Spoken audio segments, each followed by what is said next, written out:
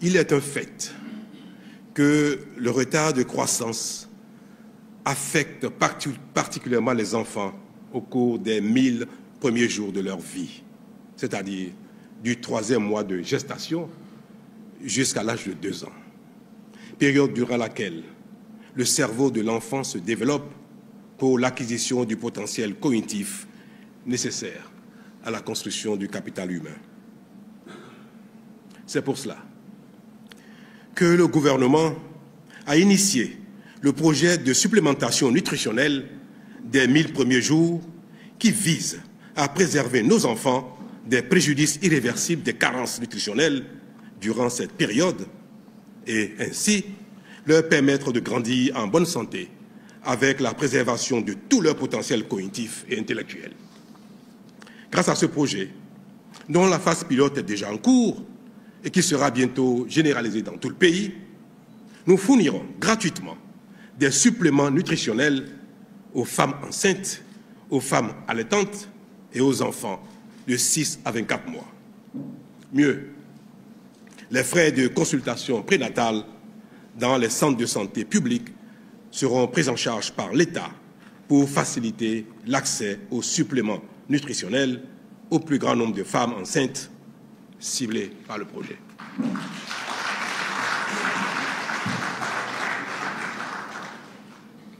C'est la raison principale ou l'une des raisons d'être de l'Agence nationale de l'alimentation et de la nutrition que vous connaissez. Mesdames et Messieurs les députés, associé à cela, la pertinence et la qualité de l'éducation et de la formation constituent les prérequis indispensables dans le processus de développement socio-économique. C'est pourquoi, et vous le savez déjà, le gouvernement a fait le choix d'une profonde et totale, d'une réforme totale de notre système éducatif en vue de donner la primauté à l'enseignement technique et la formation professionnelle.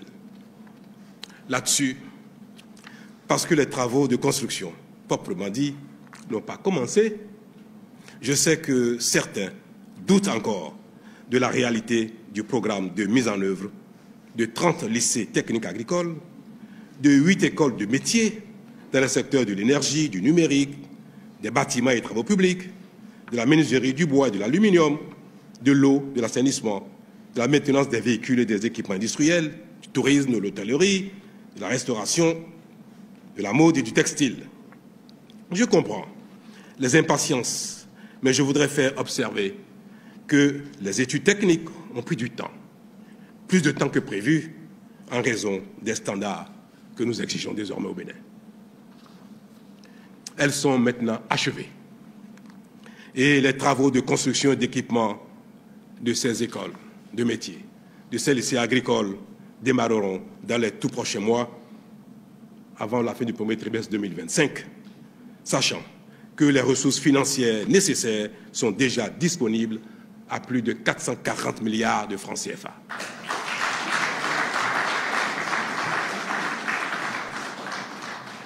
Ces programmes permettront notamment à tous les apprenants, quel que soit leur profil, d'acquérir des compétences en temps réel selon leurs besoins et ceux du marché du travail. Il est à rappeler, dans la perspective de cette révolution qui s'annonce comme pour notre secteur éducatif, le gouvernement finance depuis quelques années déjà la formation sur place et à l'étranger de plus de 700 nouveaux enseignants devant servir dans le sous-secteur. De même, un programme de recyclage et de perfectionnement est en cours de préparation à l'endroit des enseignants en situation de classe.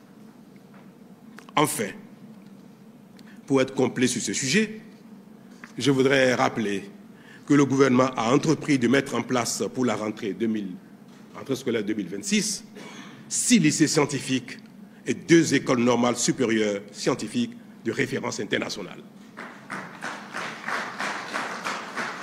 C'est dire, mesdames et messieurs, que l'année 2024 qui s'achève a consolidé nos acquis et poursuivi la dynamique au-delà de nos attentes. Fort de ce constat, je m'en voudrais de ne pas vous exprimer, honorables députés, toutes tendances politiques confondues, ma conviction, largement partagée par la plupart de nos concitoyens et qui se résume comme suit. Le Bénin, notre pays, a trouvé son chemin. Et cela est irréversible. Peu importe l'opinion et le souhait des nostalgiques en quête d'un retour à notre passé honteux.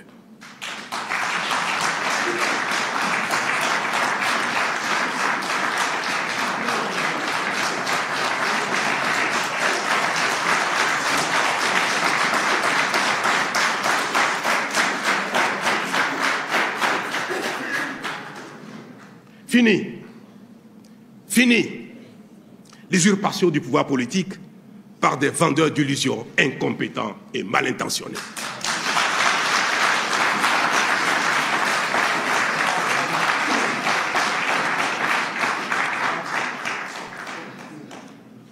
Aucune supplication, aucun râlement, aucune menace ne nous fera reculer.